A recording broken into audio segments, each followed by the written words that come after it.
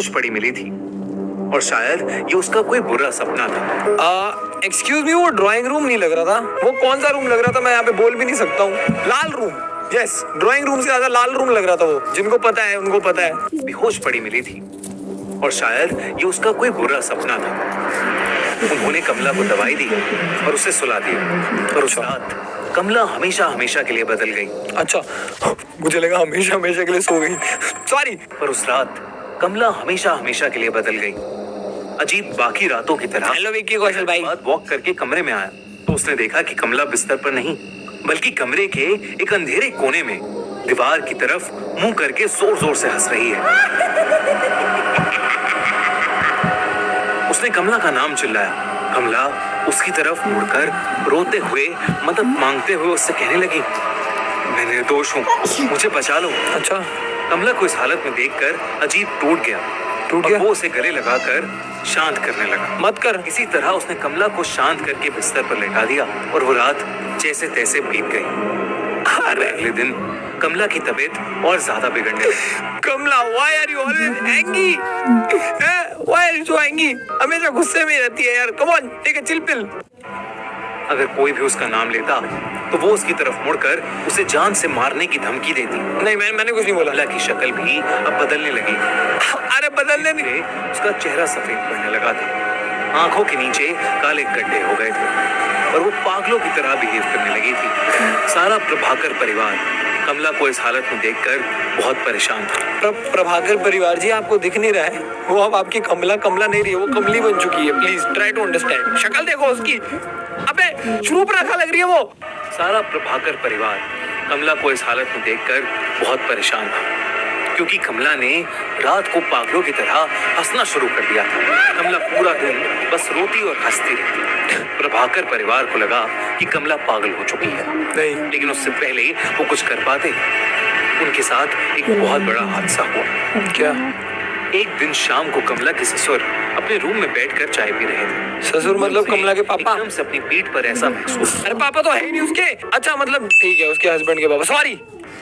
जब उन्हें एकदम से अपनी पीठ पर ऐसा महसूस हुआ कि जैसे उनकी पीठ में कोई नुकीली चीज घुसा दी। उन्होंने दर्द में जब मुड़कर देखा तो कमला वहां खड़ी पागलों की तरह हंस रही थी। आपको यहीं पे चाय पीने की जगह मिली? कमला के ससुर की पीठ के अंदर थे। कमला के ससुर ने जोर से चिल्लाया और सब कमला को कंट्रोल करके अंदर ले गए। उसे उसके कमरे में ले। अरे इसके नाखून काटो यार। पेट से बांध दिया। लेकिन देर रात अजीत ने देखा कि कमला बिस्तर में थी ही नहीं। ये बात पे बिस्तर से निकल जाती है। कमला भागती हुई उसके ससुर के कमरे में घुस गई। अजीत कमला को पुकारता हुआ उनके कमरे में घुसा, पर इससे पहले वो कुछ कर पाता, कमला ने अपने ससुर को पकड़ लिया और बिना कुछ सोचे समझे उन्हें जानवरों की तरह मारकर उनके शरीर का मांस पोंछने लगी। भाई, this is next level Jeffrey Dahmer type. और फिर उसे खाने लगी। पूरा घर चीखों और डर से गूंज उठा। ऑब्वियसली कमला को रोक नहीं पा रहा था। अरे कमला को उनके पिता की लाश के साथ लॉक कर दिया।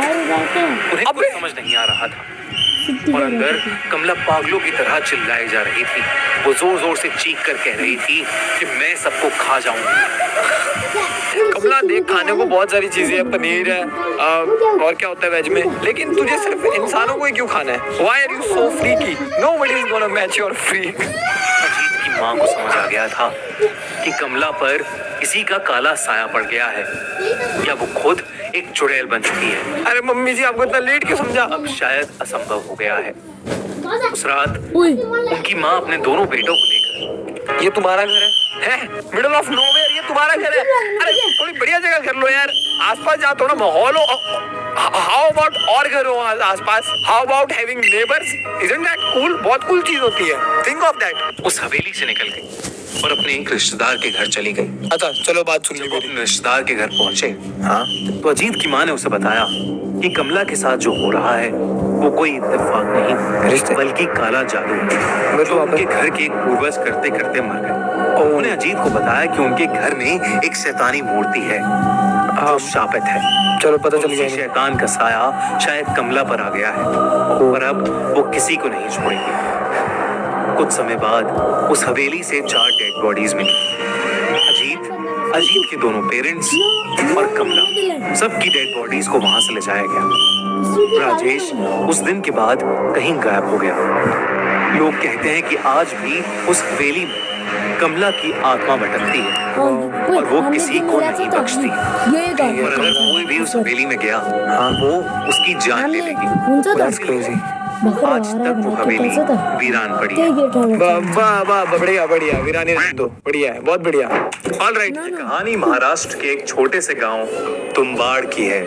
कहते हैं तुम्बाड़ देवी देवताओं द्वारा श्रापित है, क्योंकि इस गांव के लोगों ने बहुत साल पहले एक मंदिर की रचना की थी, जिसमें हस्तर को पूजा जाता था। हस्तर पूर्ति की देवी की पहली संतान था। पूर्ति की देवी यानी अनगिनत अनाज और सोने का प्रतीक, और 16,000 देवी देवताओं को जन्म देने वाली जननी।